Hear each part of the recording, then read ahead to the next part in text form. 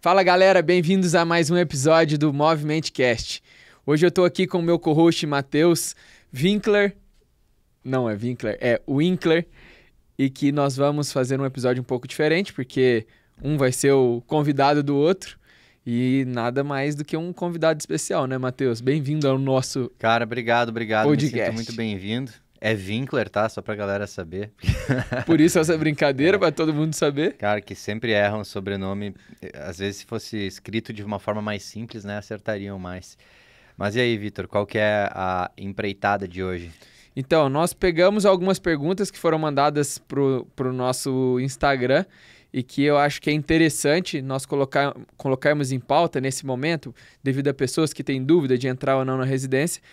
E a pergunta é, o que você gostaria de saber antes de entrar na residência de medicina esportiva? Então, o grande tema é assim, o que você gostaria de saber antes de entrar, mas eu já sei quais são as perguntas, né, algumas delas. Então, tem perguntas de coisas relacionadas a quem não conhece a área, mas também tem perguntas aí sobre carreira dentro da medicina esportiva, que vai beneficiar quem está no processo de se tornar médico do esporte e até mesmo quem já é médico do esporte, né? Nós brincamos que dentro da medicina esportiva, depois que a gente entra na residência, surgem mais dúvidas do que antes. Então, serve muito para essas pessoas, porque são altos e baixos, você não muitas vezes fica perdido com relação a que caminho seguir, então acho que vai solucionar algumas dúvidas, né? Cara, até uma primeira coisa, antes de tocar nas dúvidas, algo que quando eu entrei na residência, nos primeiros meses eu entendi, é que nada que eu achava que era medicina esportiva, de fato era medicina esportiva. Eu entrei na residência e foi muito diferente do que eu esperava. E a gente vai tocar um pouquinho nisso aí, né? Então, Até comentar algo legal, desde o começo desse ano, junto com alguns chefes, a gente começou a perguntar para os residentes quais eram os planos futuros. E o que é mais interessante é perguntar para o R1 agora e daqui 3 anos, daqui 2 anos, perguntar qual que é o plano dele. E com certeza é completamente diferente, porque a gente já fez isso anteriormente e hoje em dia é completamente diferente aquilo que ele acredita, aquilo que ele busca para a sua própria vida. Então é super interessante a gente comentar sobre isso também. total, cara. Eu acho que tu só vê possibilidades dentro daquilo que tu conhece. E daí dentro da área do desconhecido existe um infinito de possibilidades. E tu não pode querer algo que tu não sabe que existe, né? Tu pode criar algo, sim, mas tem que estar no campo da possibilidade. E a gente não sabe o que é esse campo da possibilidade até a gente pisar nesse desconhecido que abre um novo mundo. Então, talvez o que você vai fazer ainda não exista. Pode ser que alguém esteja começando agora, os primeiros a se aventurar numa sub-área da medicina esportiva que daqui a pouco você vai vir a se interessar. A gente teve um podcast com o Ricardo Eide e ele trabalha com eSports, que vai ter primeiro evento olímpico em 2025 de esportes de computador, videogame, eSports. Cara, quem diria que isso ia ser um campo da medicina esportiva? Exato, e é por isso que a gente pede para todo mundo assistir esse episódio com o Ricardo Eide, porque é muito interessante que ele trouxe coisas que ele mesmo desbravou, né? Que ele trouxe para a medicina esportiva.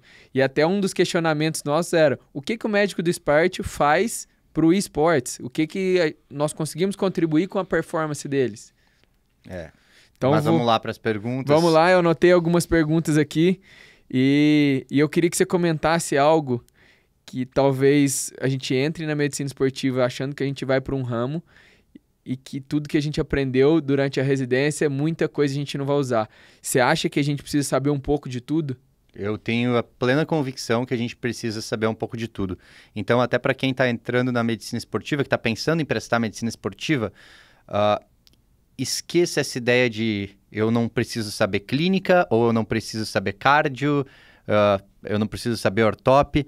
Não, você vai ter que saber um pouco de tudo, porque a gente trabalha com saúde, né? A gente tenta trabalhar com saúde, no alto rendimento nem tanto assim saúde, mas o que eu quero dizer é que nossos pacientes, grande parte deles são ígidos, ou são pacientes que têm comorbidades que a gente está também regulando com atividade física. Mas a gente tem que conhecer todo o perfil de comorbidades, de coisas que podem estar relacionadas com a nossa área, até para entender como o exercício é um tratamento. E também que limitações certas patologias podem trazer para algum tipo de exercício e quais são as formas de se exercitar que podem também trazer um maior benefício em cada patologia. Então, me enrolei um pouco aqui para dizer, cara, você vai ter que saber de tudo. A pior coisa é a galera que entra falando assim, tem gente que entra falando, não, que eu gosto muito mais dessa área de meio nutrologia, não sei o quê, e daí eu vou fazer só isso. Cara, então vai fazer outra coisa, vai fazer nutrologia então.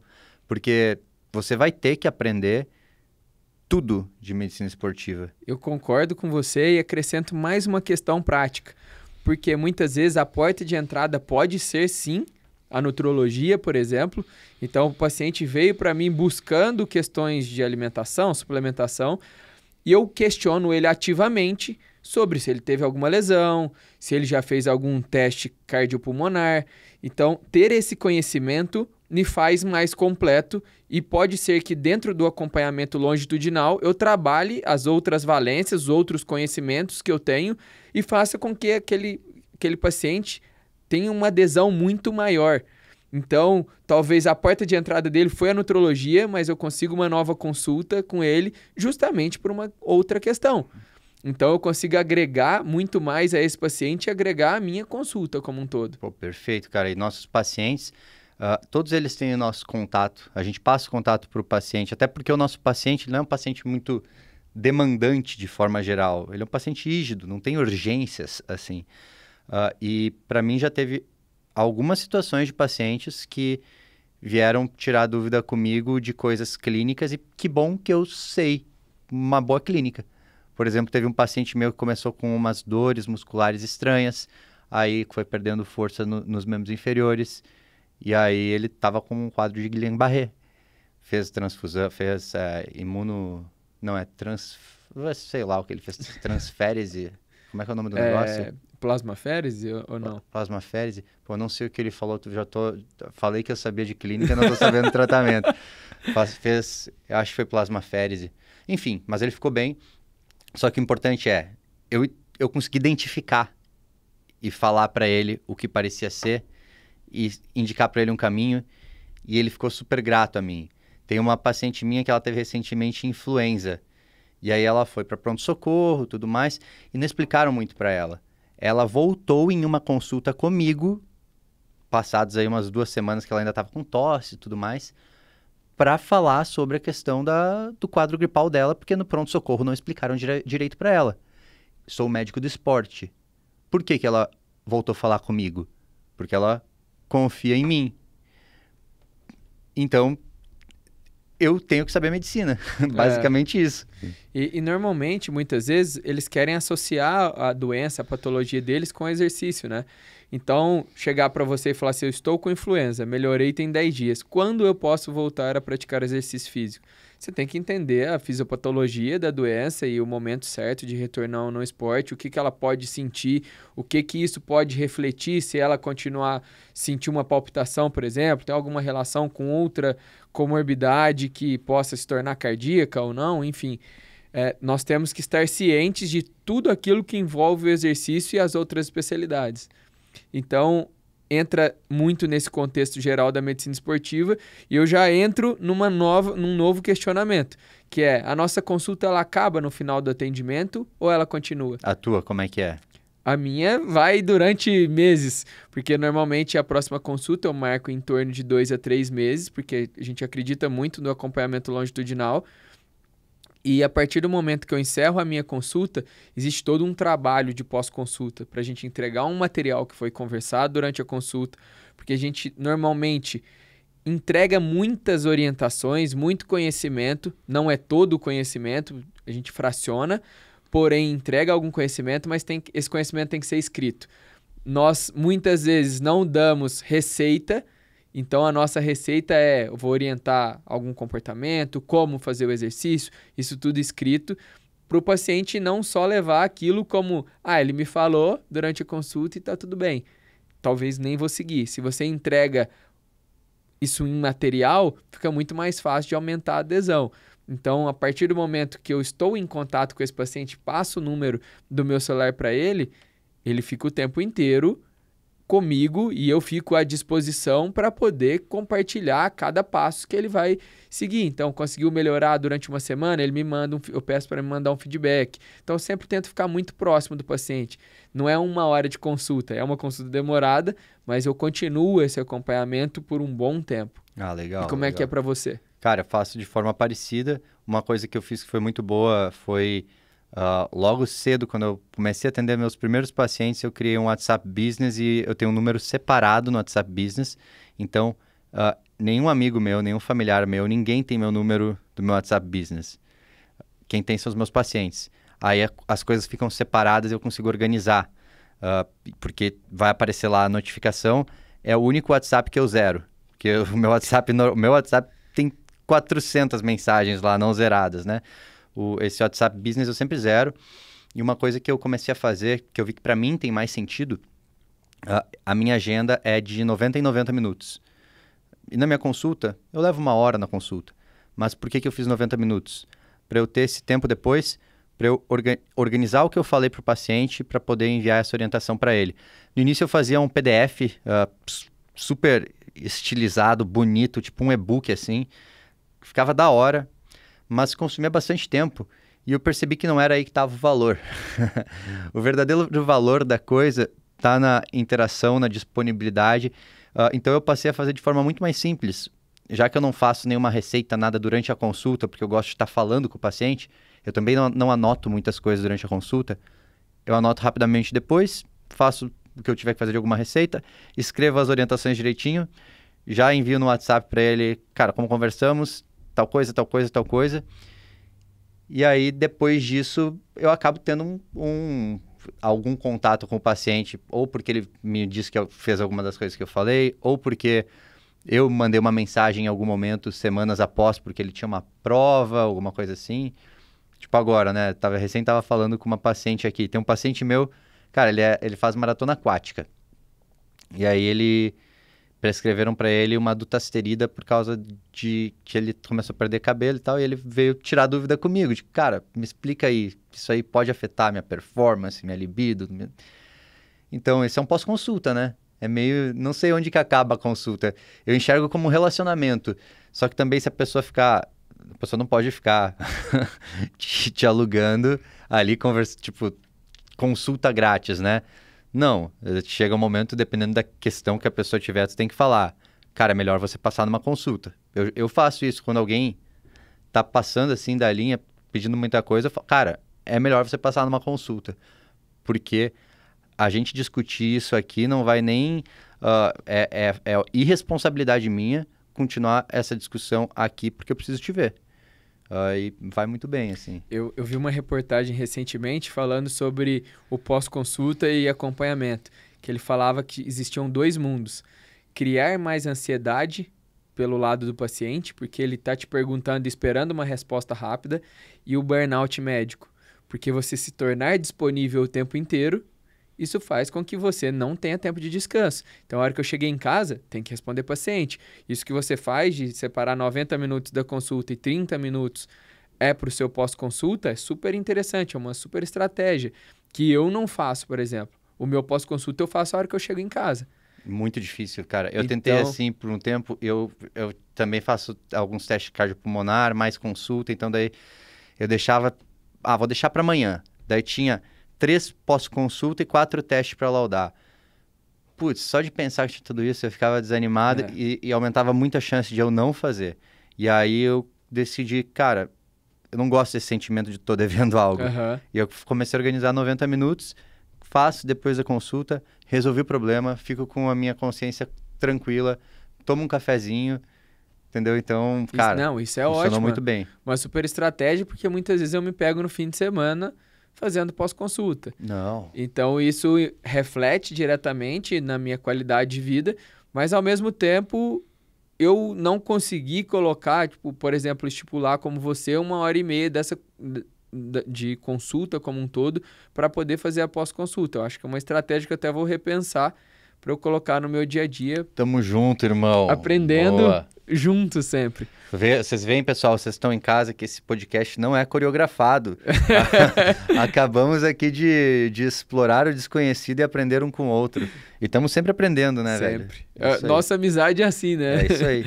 E aí entra, você falou sobre atleta, na medicina esportiva a gente trabalha só com atleta, fica só no alto rendimento, team physician, como é que é? Cara, a medicina esportiva, ela abre um leque de possibilidades. Então, você pode estar no alto rendimento, você pode estar tratando o tiozinho lá que tem diabetes, você pode estar fazendo promoção de saúde, você pode estar tratando idosos, você pode estar fazendo reabilitação, você pode estar tratando lesão, você pode estar dentro de um clube, você pode estar dentro de um consultório. Então, não atende só atletas. E eu acho interessante também a gente comentar que talvez você pode trabalhar com atletas sem estar no team physician, sem estar à beira-campo. Igual você, faz teste cardiopulmonar de atletas de alto rendimento. Isso é estar ao lado de grandes atletas e tem o seu benefício. Muitas vezes o benefício remunerado, né, financeiro, de estar no consultório é melhor do que estar num clube, porque você consegue colocar um valor. E lá no clube eles estipulam um valor para você. Então, se perguntar para a gente qual que é mais interessante com relação à parte financeira, com certeza o consultório seria a melhor resposta. E muitas coisas que algumas pessoas que fizeram medicina esportiva, que eu acho super interessante, a ideia é, durante a residência, durante alguns anos de pós-residência, estar no alto rendimento para criar um nome, para criar uma autoridade e levar para seu consultório em algum outro momento aquele conhecimento adquirido no Team Physician. Então, acho que é um caminho também a ser percorrido, que eu considero muito e que nós fizemos isso em algum momento e eu acho que é interessante. Eu levo comigo aquela frase, tudo que eu consegui adquirir de conhecimento para um atleta de altíssimo rendimento de seleção brasileira, eu quero levar para um atleta que joga de fim de semana. Uhum. Trouxe todo esse conteúdo porque um dia eu quis ser tratado dessa forma, sem ser um atleta profissional. Então, o paciente ele busca ser tratado pelos melhores e com todo o suporte que aquele profissional pode me dar. Então, acho que essa é uma super ideia para a pessoa que está começando a medicina esportiva, de talvez no começo se colocar à disposição do Team Physician, de clubes, independente de qual ele seja o esporte, e depois transicionar sua carreira para consultório.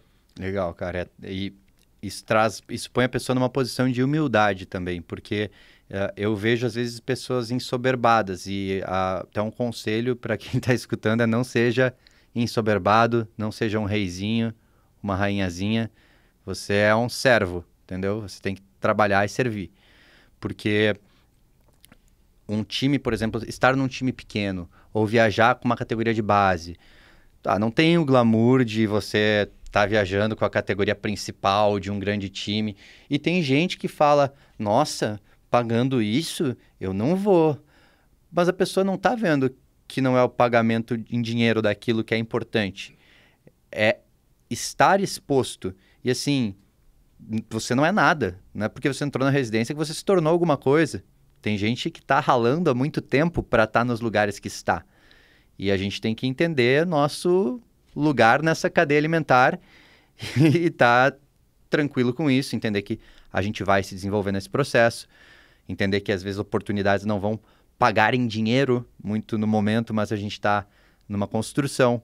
E aí daqui a pouco é dentro de uma oportunidade dessas que você conhece uma pessoa que vê que você é dedicado, comprometido, te dá outra oportunidade e coisas vão acontecendo e a vida caminha em uma direção que você nem imaginava.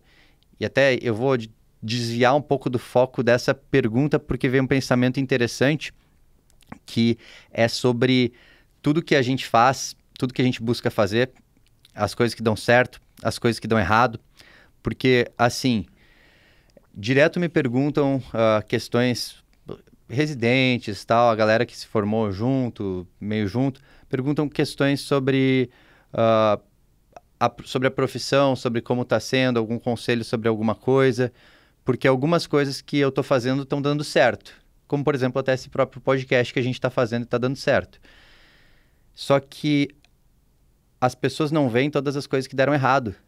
Elas não veem, tipo, todos os lugares que eu já me meti e coisa que eu meti que não deu certo, perdi dinheiro, porque são todas as histórias de fracasso, né? De lugares que... E daí tem as coisas que deram certo.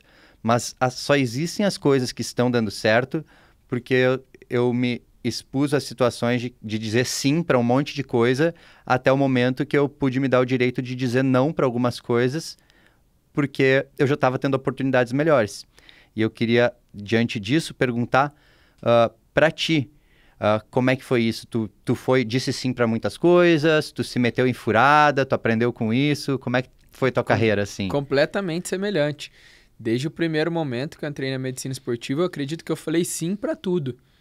Foram poucas as vezes que eu falei não e via como uma grande oportunidade todas elas e me dediquei ao máximo. E talvez hoje eu enxergue tudo aquilo que eu aprendi com aquelas que deram errado. Porque quando dá certo é tudo mil maravilhas. Provavelmente você nem aprenda muita coisa, você só deixa seguir, deixa fluir. Mas quando dá errado, você se pergunta, por que que deu errado? O que que tinha nesse lugar que talvez poderia ter feito diferente e ter dado certo? Então, para mim, muitas vezes, estar no alto rendimento me levou para o consultório hoje. Eu até estou trabalhando com um profissional de educação física, um preparador físico, que era junto comigo na seleção de basquete. O Fernando Jäger, ele veio aqui com a gente, ele está sempre presente. Aprendi muito com ele, parte teórica. Aprendo até hoje, ele virou meu treinador. E hoje em dia a gente trabalha junto. Nós compartilhamos pacientes, compartilhamos alunos. E o quanto isso é interessante, porque depois de 3 anos, algo que a gente tinha conversado lá na seleção, durante uma viagem, se tornou realidade. Hoje eu tenho um consultório do lado dele. O aluno está com ele e vai para dentro do consultório conversar comigo. Então, foi sorte? Lógico que não. A partir do momento que a gente se expõe, se entrega de corpo e alma para aquilo que a gente faz, oportunidades vão surgir. Pessoas boas vão surgir do seu lado, vão querer que você esteja ao lado delas. E assim como eu acredito na vida, não vai surgir... alguém vai bater nas suas costas e falar assim, vem cá que eu vou te levar para um lugar maravilhoso, que você vai ganhar bem, são pacientes legais demais, pagam em dia. A realidade não é essa. Cara, você vai tomar muito bolo, total. Você vai chegar ao ponto de paciente não te pagar por aquilo que você está se propondo a fazer e você entregou o trabalho. Então a gente erra muito para conseguir acertar em algum momento, só que a gente vai continuar errando. Então, até hoje, eu acredito que eu erre bastante, mas o que fica é o aprendizado. E estar aqui hoje com você é mais uma das coisas que talvez em algum momento eu possa ter achado que ia dar errado, só que vai seguindo o fluxo de pessoas que trabalham bem, que se dedicam e que as coisas vão dando certo. Não desistir também é uma maneira de fazer dar certo. Pô, Porque é demais. muito fácil você achar que tudo vai ser do dia para a noite, que vai estourar, vai virar um case de sucesso. Tem que dar oportunidade, tem que dar tempo. Sim, cara, é um jogo infinito e no jogo infinito não tem como vencer quem não desiste. Exato. E eu vejo que hoje coisas que eu tô fazendo também podem dar errado, entendeu? Ainda pode, não tá tudo resolvido, longe disso. Tem coisas que eu tô fazendo que podem dar errado no longo prazo, mas eu vou ser uma pessoa muito melhor do que a pessoa que eu sou hoje. E novas oportunidades surgem disso. Então, não se ensoberbem, acho que essa é a melhor coisa. Sim. E eu tô falando isso porque, assim, eu vi durante o processo de residência, eu vejo ainda hoje, assim, pessoas, não somente na medicina esportiva, eu vejo meio que em outras áreas também da medicina, a pessoa achando que ela merece grande coisa, que porque ela tem uma formação, alguém tem que estender um tapete vermelho. Cara, assim, só vão te valorizar de fato se você tiver alguma utilidade. Então, comece a ser útil antes de poder colher os frutos disso, né? Tá querendo... Muita gente quer botar a carroça realmente na frente dos bois. Então, tipo, tu tem que fazer, tu tem que te entregar, tu tem que estar disposto a errar. Porque se você não estiver disposto a isso, quem não está disposto a poder perder, também não está disposto a ganhar. porque não entrou no jogo. E tem que fazer diferente. Tem muita gente comum no mundo e aqueles que fazem diferente se sobressaem. E não só fazer diferente, digo, fazer algo mirabolante. Acrescentar um pouco mais de dedicação, ficar 1 hora a mais, isso faz diferença. Você é visto quando você faz algo que ninguém fez. Então, você estar na residência e fazer o básico, ir lá nos ambulatórios, isso todo mundo faz. Aqueles que fazem um pouquinho diferente, que se entregam um pouquinho mais, se destacam. E conseguem mais oportunidades. Então, dentro da residência, eu acredito que seja esse o ponto. E vem um outro questionamento. Será que as redes sociais, elas importam? Será que os milhões de seguidores trazem muita captação de pacientes? Ou pessoas que trabalham bem têm bons resultados também? Precisa ter muitos seguidores para ser bem-sucedido? Eu acho que aí tem um grande depende, né? Depende.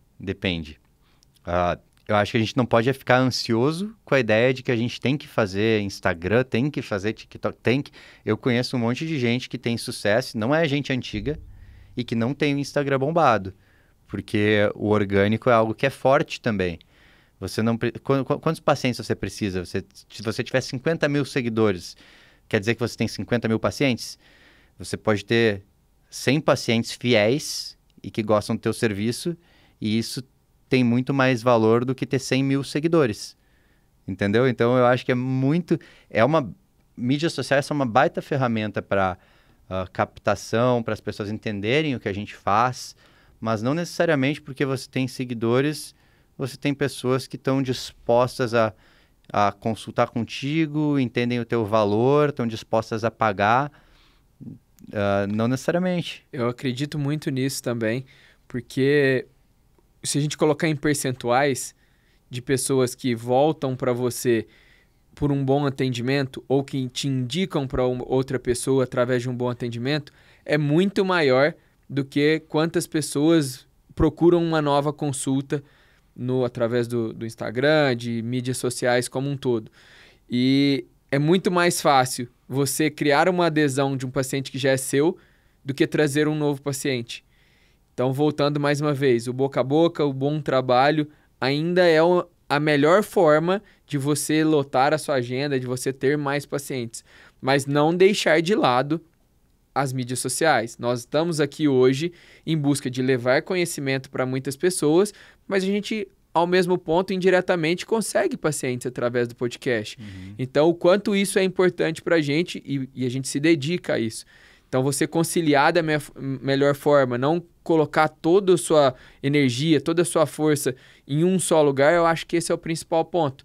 E eu vejo muito nós dois fazendo isso, e outras pessoas já chegaram para mim e me perguntaram: nossa, você e o Matheus fazem muita coisa, né? Vocês atiram para tudo quanto é lado.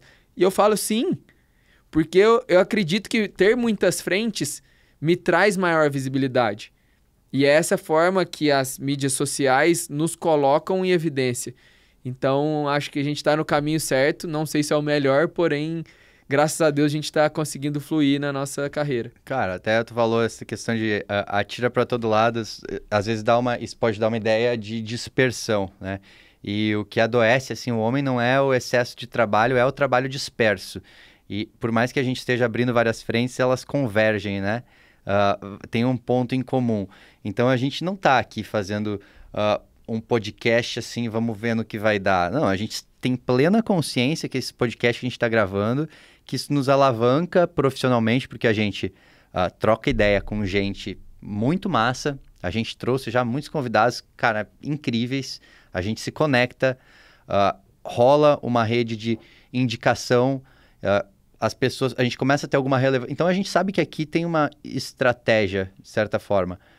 A gente não está tirando para todo lado moda louca, assim. Não é de olho fechado, né? Existe por trás uma estratégia, só que também existe o fato de a gente não estar botando todos os ovos em um único cesto, basicamente. A gente está distribuindo isso. E até esse ponto, o Instagram, por exemplo, para mim, meu Instagram pessoal, cara, teve momentos que eu tentei ser mais ativo. Durante a residência, eu senti que eu tinha que começar a criar aqui coisas, Porque eu tive um passado de ter um canal no YouTube que chegou a 40 mil seguidores, ainda tem 40 mil inscritos lá, mas eu nunca mais postei. E aí eu pensava, cara, eu tenho que começar a fazer algo agora, ter uma audiência para ter pacientes, para não sei o quê. E daí eu me botava lá a fazer uns posts, fazer uns postzinhos às vezes nada a ver de alguma coisa, só porque eu tinha que postar. E eu desencanei disso, cara. São fases, né? Desencanei disso. Claro que é bom, quero estar postando mais coisas, acho que é legal para captação.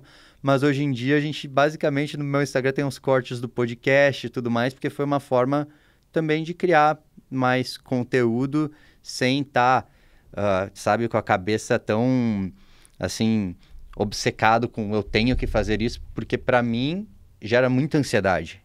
Gera muita ansiedade esse negócio de, eu tenho que fazer conteúdo, os outros estão fazendo. Cara, o momento que eu parei de me preocupar com isso, melhorou muito para mim. Mas eu entendo que tem gente que tem um consultório que escala principalmente com isso. Só que a ideia principal, eu acho que é, se você tem mídias sociais como fonte de captação, e você tem que estar produzindo conteúdo sempre para captar, e teus pacientes, o maior percentual deles vem dessa captação por mídias sociais, tem um problema. Porque no longo prazo, não acho que é a forma mais saudável. Por quê? Você começa a gerar demanda, uma pessoa que tem um Instagram grande traz demanda pelo Instagram. Começa a gerar demanda pelo Instagram. Só que essa demanda depende de você produzir conteúdo. Então você vai ter que estar botando energia em produzir conteúdo para continuar gerando essa demanda. Eu acho muito inteligente você, além de fazer isso, prezar por construir um bom relacionamento com os pacientes, justamente para que você tenha uma boa retenção. Então, sua agenda passa a ser pacientes recorrentes e que esses pacientes recorrentes comecem a te indicar. Então, no longo prazo, alguém que começa com muita captação via Instagram ou via qualquer mídia, até mídia paga, no longo prazo, o que mostra que você tem um negócio saudável é a proporção da sua demanda de captação dos seus pacientes aumentar o orgânico em relação ao resto. E aumentar a indicação, aumentar a recorrência, isso é um bom sinal de que as coisas estão acontecendo. E até para mim, por exemplo, um paciente que vem por indicação de outro paciente ou de outro profissional, cara, a taxa de conversão para consulta, quando ele entra em contato, é tipo quase 100%, cara. É isso que eu ia falar. Quase 100%. Já a galera que vem pelo Instagram, uns 30% a taxa de conversão. Talvez até menos, porque muita gente é curiosa. Quer saber como é o seu trabalho, talvez o valor não seja o que ela espera, porque a medicina esportiva são consultas particulares. Não tem plano de saúde. Normalmente você pode trabalhar com recibo, nota fiscal, com reembolso de plano, mas ao mesmo tempo a maior parte delas é particular. E o valor não é barato, né? Então tem essas divergências com relação à captação, lead que aquele paciente se torna, paciente mesmo, que ele vai acompanhar e talvez ele passe em uma consulta, não era aquilo que ele esperava, ele não vai ter uma boa adesão. Já do outro lado, a adesão é muito grande, né?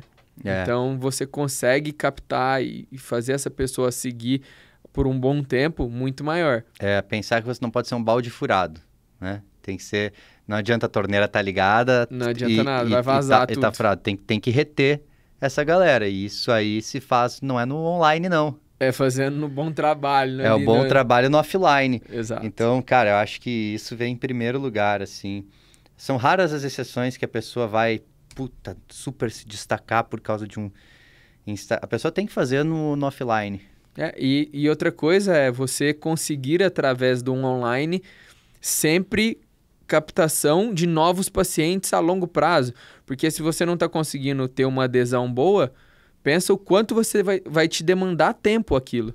Uhum. Então, esse mês eu tive, 5 pessoas que vieram através do Instagram. Mês que vem, tem que ser 5 de novo. Só que ao mesmo tempo, se você conseguiu pelo Instagram 5 pacientes e eles vão voltar mês que vem, fica muito mais fácil. Não vai ser 5, vão ser 10. Total, certo? E em algum momento você nem vai precisar estar produzindo tanto conteúdo porque você já está com a sua demanda ok. Daí espontânea. Chega o momento que você pode ser intencional. Não, agora eu vou produzir mais aqui para captar mais. Opa, não, agora tá tranquilo. Uhum. Então é um processo. Outra pergunta, cara, que eu sei que tá aí e que agora eu quero te fazer a pergunta, é sobre sub-áreas dentro da medicina esportiva, que o pessoal fala que tem gente que acha que não existem outras caixinhas dentro da medicina esportiva. O que tu tem a dizer disso? Nós comentamos aqui em vários episódios o tanto de intersecção que tem dentro da medicina esportiva. Até a primeira pergunta nossa foi: eu tenho que saber sobre tudo? Tenho. E ao mesmo tempo você pode saber de tudo, mas você pode se direcionar para uma área em específico. Você pode criar um perfil de paciente, um nicho que vai te trazer uma captação com relação daquilo que você gosta, você passar a sua verdade ali. E dentro da medicina esportiva, nós, dentro hoje da Unifesp, é uma das coisas que eu acredito muito, que nós estamos buscando, é criar fellowship ou R4, subespecialização, dentro de uma especialidade que é ampla. Então, hoje a gente tem a de nutrologia e endocrinologia junto, relacionado com a medicina esportiva, tem a cardiologia e tem a parte de ortopedia e medicina regenerativa, que é na qual eu faço parte da preceptoria, e eu acredito muito nessa área. Por quê? Porque a medicina esportiva, ela não é só consulta, ela tem procedimento associado. Então, eu acredito muito que você agregar valor na sua consulta, fazendo um ultrassom, fazendo uma infiltração guiada por ultrassom, que é um dos nossos patrocinadores. Eu queria te passar a palavra para a gente poder falar sobre o nosso patrocinador. Cara, até bom que tu tocou nesse assunto, porque propedêutica armada, cara, ultrassom é uma baita ferramenta, assim. Ultrassom para lesões musculoesqueléticas, para lesões no esporte, é fenomenal. A gente é fã pra caramba. E a gente tem um patrocinador que é o curso de ultrassonografia no esporte, o Instagram é @ultrassonografia no esporte, que é um curso extensivo de 1 ano, porque essa não é uma habilidade que você pega um curso de um final de semana. Você tem que estar fazendo com uma certa cadência. Então, todos os meses tem encontro com aula, com pacientes reais para fazer bastante ultrassom, para fazer procedimentos também. E essa é uma ferramenta que eu acho que vai ser, no futuro, vai ser tipo o que o estetoscópio é hoje. Tanto dentro da ortopedia, dentro da medicina esportiva, o ultrassom é um baita diferencial. Então, quem quiser saber mais, tem um link aqui embaixo da ultrassonografia no esporte. Legal comentar sobre isso, Matheus, porque dentro do meu consultório, você diagnosticar uma patologia musculoesquelética talvez torne o exame físico é muito importante, né? Você examinar o paciente é muito importante, e a gente pode sugerir ter uma hipótese diagnóstica através do exame clínico. Mas quando você mostra a imagem para o paciente e aquilo só adiciona, complementa o quanto você fez um bom exame físico e diagnosticou algo, o paciente fica muito feliz. Então, quando você fala que é o estetoscópio nosso ali do dia a dia, eu concordo completamente, porque os pacientes que eu entrego essa ferramenta durante a consulta, eles ficam surpresos da qualidade do atendimento, quanto aquilo foi importante para ele. Foi completo, né? Exato. E aí a gente está falando de uma sub-área dentro da medicina esportiva, que é você ter um foco em lesões. Então, naturalmente, tem gente que gosta dessa área de tratar mais lesões. Aí tem gente que gosta mais de performance pura, né? Alto rendimento ou performance para atletas amadores, dentro de algum nicho específico, de algum esporte específico, tipo o Putinelli, que já teve aqui. Pô, ele é do triatlo, ele é triatleta, ele atende muito esse público. Cara, eu acho que ele é o médico do esporte que mais sabe de triatlo no Brasil, provavelmente. Com certeza. Então, ele super se nichou. Ele fez um R4? Não. Não necessariamente. Porque os caminhos estão sendo trilhados. Então, existe o caminho... Agora estão surgindo esses fellows todos, mas é legal a gente ver que pessoas que são mais antigas do que a gente, dentro da medicina esportiva, elas já naturalmente criaram alguns caminhos, como é o caso também do Ricardo Eide, que já esteve aqui, que, poxa, foi para concussão e esportes, cara. Tipo, então... Super específico, né? Que outras áreas aí que tem? Até a gente comentou dentro do episódio com o Ricardo Eide, os 2 outros colegas dele. Um foi para a cidade dele no interior de Minas Gerais, que trabalha com Team Physician, então ele trabalha em clube e tem o próprio consultório. E tem o Fernando Bianchini, que trabalha praticamente com cardiologia relacionada com o esporte e cursos relacionados com a ergospirometria. Então, fazer o teste cardiopulmonar, fazer a ergometria simples, isso também é uma sub-área. Você trabalha com ergospirometria e sabe o quanto isso é importante e o quanto isso, entre aspas, é nichado. E, cara, se eu, tipo, o que eu faço, eu sei que dá para entrar mais a fundo ainda dentro de fisiologia do esporte.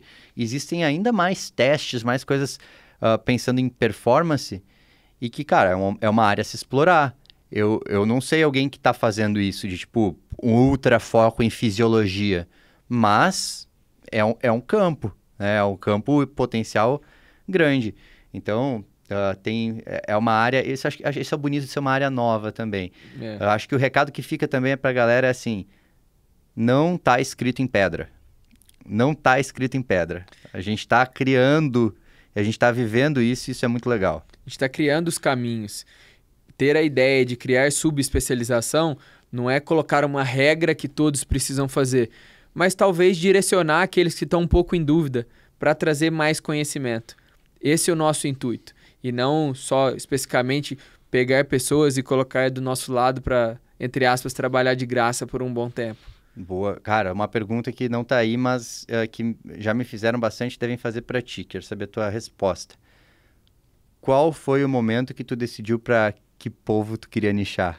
Essa é uma resposta muito legal que eu não imaginava, assim como você, quando eu entrei na medicina esportiva, eu iria trabalhar com essa área. Por quê? Porque durante a faculdade em si, a gente não tem muito contato com medicina esportiva e uma especialidade que eu tive contato, que foi ortopedia, durante a faculdade eu não gostei. Não foi uma relação muito próxima durante a faculdade, mas que a partir do momento que eu estava inserido dentro da residência, foi um amor à primeira vista, assim. Porque eu vi uma oportunidade de colocar procedimento, eu tenho a minha história relacionada com procedimento, que eu queria ter feito otorrino, e eu sempre gostei de fazer procedimentos. E eu falei assim, agora eu achei algo que eu vou conseguir conciliar as duas coisas que eu gosto, que é a medicina esportiva, talvez o alto rendimento também relacionado com procedimento. E aí eu fui me tornando cada dia mais voltado para essa área, quero me especializar a cada dia mais. Mas, ao mesmo tempo, eu não deixo de lado as outras questões, as outras valências dentro da medicina esportiva. Hoje em dia, ainda eu atendo nutrologia, eu atendo parte de emagrecimento, todas as outras áreas estão presentes dentro do meu consultório. É o que eu falei para você. Talvez a captação seja ser médico do esporte e, a partir disso, diversas queixas, diversas patologias, diversas orientações me levem para o caminho que eu gosto. Então, meus pacientes hoje, eu consigo acompanhar ele em todos os aspectos e eu acredito muito nessa parte tão ampla da medicina esportiva. Cara, muito massa tu falar isso, que até agora que tu ainda tá atendendo assim, aberto a atender tudo, assim como eu também, cara, eu atendo que vier de medicina esportiva, a gente tá atendendo. E em algum momento, talvez, a gente vai estar nichado atendendo só um subgrupo específico, só que pra galera que tá em casa também aí, escutando, em casa, na academia, dirigindo, sei lá, tirar um pouco a ansiedade de eu tenho que definir o meu nicho. E, cara, calma. Vai aproveitando as oportunidades, vai estando à disposição, né? Tendo disponibilidade, começa a fazer coisas, vai sentindo que tu gosta. Se você já tem em mente que você gosta, legal, mas talvez você tenha que no início tá mais abrangente mesmo, porque é um processo. E às vezes a gente olha alguém e olha a pessoa que já está mais na frente e que já está mais cavando ali seu espaço e a gente acha que a pessoa sempre teve tudo resolvido na cabeça. Só que, como a gente falou dos nossos perrengues aí, todas as coisas que a gente se meteu que não deram certo, todo mundo que está se dando bem assim, cara, pelo menos da galera que eu conheço, teve bastante tropeço no meio do caminho. Só que essa parte a gente não vê olhando de longe, né? Quem é próximo sabe. Então, é uma ansiedade muito grande que eu noto nos residentes, principalmente, e que eu já tive essa ansiedade também. E hoje eu vejo que não tem necessidade, né? Eu acho também que tem que ter a cabeça aberta. Porque muitas vezes, quando você entra tendo certeza de algo, você se fecha para as outras oportunidades. Ah, eu gosto só de emagrecimento e é isso que eu quero para minha vida e por isso que eu entrei na medicina esportiva. Você perde a oportunidade de se apaixonar por outra coisa.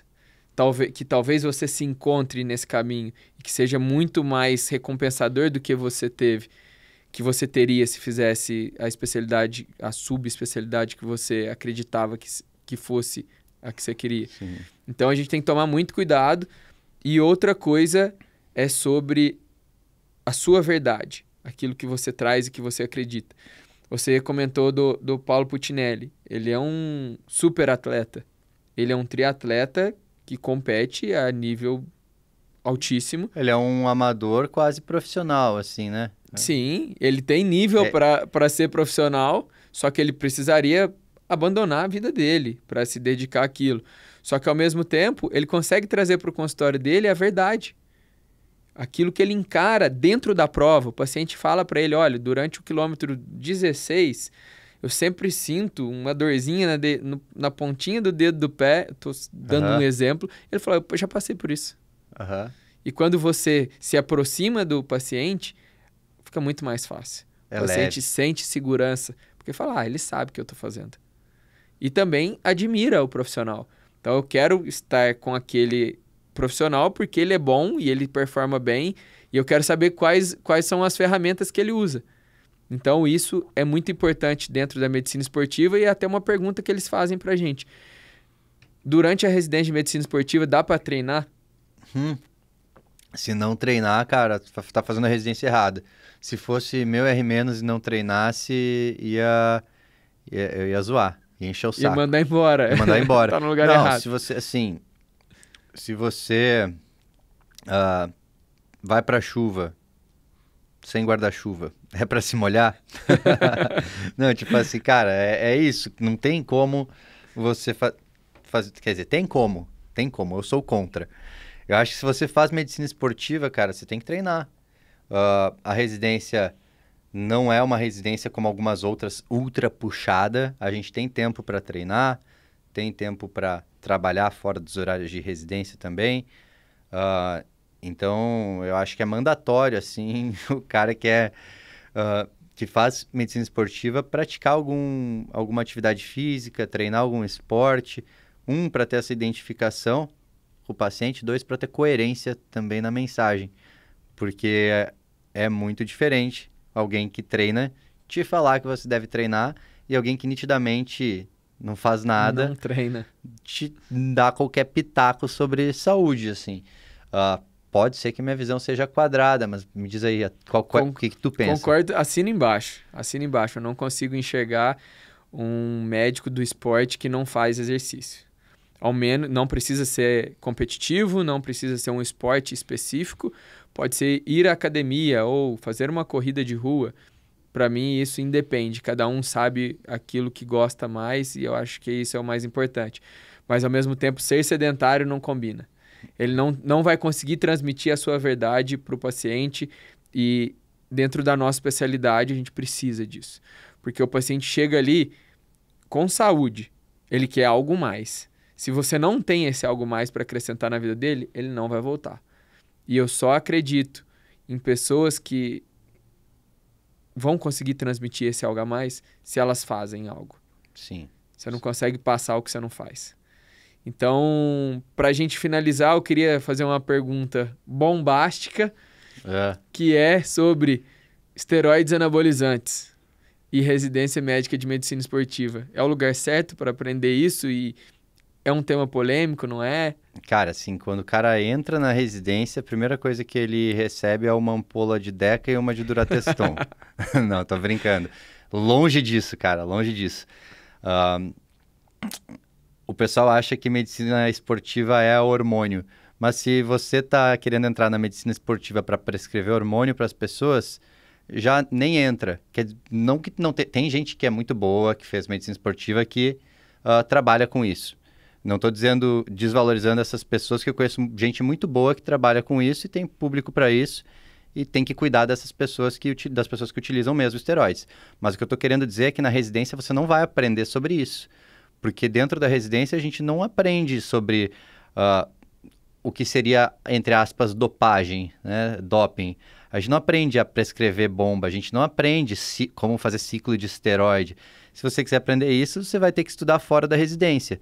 Porque dentro da residência da medicina esportiva, tudo pensando no rendimento é feito pensando no fair play. Né? E dentro da residência, essa é a abordagem que todo mundo tem.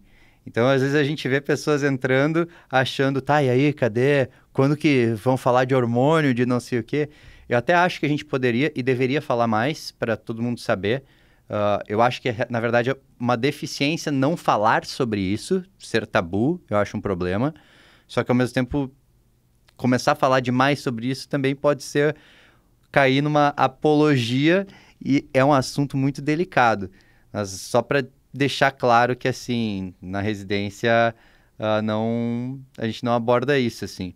A gente tenta evitar essa polêmica, mas ao mesmo tempo eu concordo com você que é necessário falar sobre complicações, falar sobre o uso abusivo, e em alguns momentos a gente tenta inserir, mas talvez não é muito bem aceito. Mas criar mecanismos de troca entre os residentes ou criando aulas à parte, isso já é uma forma da gente ir desmistificando alguns temas, tirando essa polêmica, mas é algo que as pessoas têm que saber que médico do esporte não é para prescrever bomba e tem muita coisa bonita para a gente poder fazer fora da prescrição em si de esteroide anabolizante e tem como ganhar performance, tem como melhorar sua estética, melhorar sua qualidade de vida sem o uso de esteroide anabolizante. E até tem gente que pensa que só vai ganhar dinheiro no consultório se você prescrever isso ou aquilo. Cara, esquece, que pensamento pequeno. Nada a ver, nada a ver. E até, Vitor, quando algum paciente te procura querendo hormônio, o que tu faz normalmente? Qual que é a tua... Eu acredito que o médico tem um caráter muito importante de informação. Eu deixo muito claro qual é o meu raciocínio com relação a esteroide anabolizante. Não é algo que eu acredito que seja relevante para a saúde daquele paciente. Talvez ele esteja passando por um momento que ele queira respostas a curto prazo e a vida não é assim. E esteroide anabolizante, muitas vezes, ele mascara tudo aquilo que está ao redor da sua vida, de problemas, enfim, como um todo. E a gente tem que olhar para esse tipo de paciente de uma maneira diferente.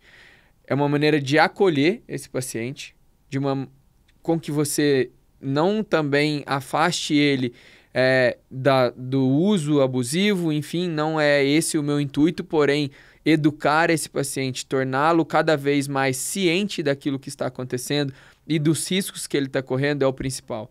Então, não é o meu perfil prescrever anabolizante para os meus pacientes, mas eu me vejo como uma pessoa que está ali no batalhão de frente lutando contra todas as complicações de mortes que a gente já viu relacionado com esteroide anabolizante, de complicações.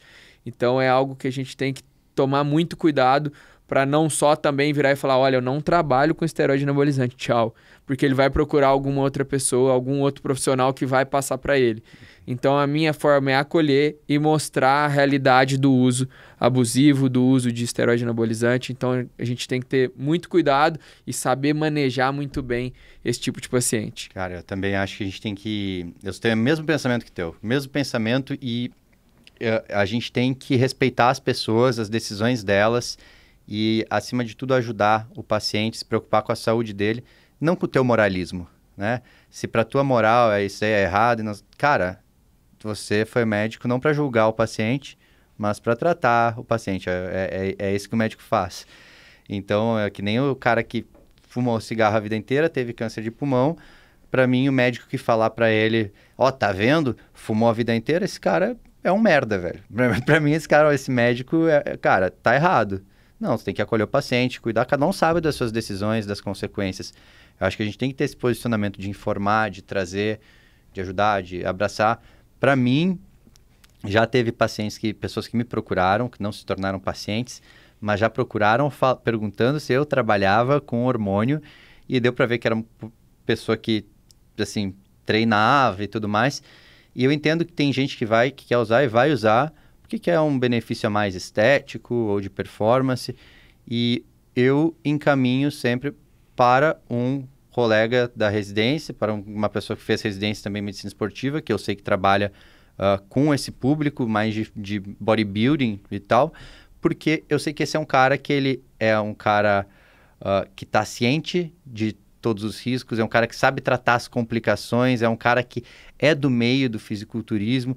Então, cara, eu tenho uma pessoa para te indicar que eu sei que ele vai ser muito mais pé no chão do que... Ele vai ser, na verdade, extremamente pé no chão para esse contexto cheio de tabus, assim. Então, é importante conhecer os profissionais também, porque às vezes vai pensar que todo mundo que prescreve esteroides, o cara não é competente. Tem gente que pensa isso. Cara, eu conheço gente que prescreve que sabe muita medicina.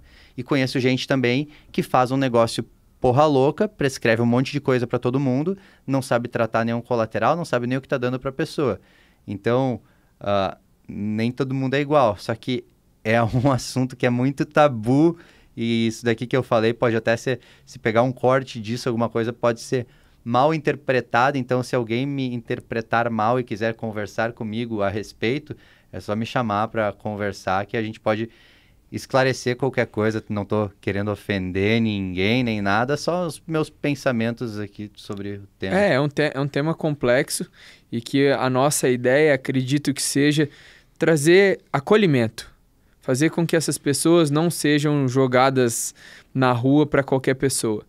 Então, a nossa ideia, acredito que é informar e educar a população com relação a um tema que é pouco discutido, que é tabu, que é polêmico, mas que ao mesmo tempo a gente não concorda muitas vezes com o uso. Então, tem que saber diferenciar essas duas coisas. Boa demais. Certo? E para fechar aí, o que a gente tem? Para fechar, a última pergunta é: consultório é só emagrecimento e estética? Cara, não. Com certeza não. Não. Depois de tudo que a gente falou, acho que essa já foi respondida. Já foi respondida. E eu sei que vocês têm uma pergunta que é: como que eu faço para ajudar o Movimento Cash, já que vocês trazem tanta informação de qualidade pra gente? A forma de ajudar é parando agora e enviando esse episódio ou algum episódio para 3 amigos. Dessa forma, você nos ajuda muito. E se você nunca avaliou o podcast, agora você tem essa baita oportunidade de clicar lá e dar 5 estrelinhas. Bom demais. Obrigado aí por mais um episódio junto. Dale, boa. Até a próxima. Até a próxima. Tchau, tchau.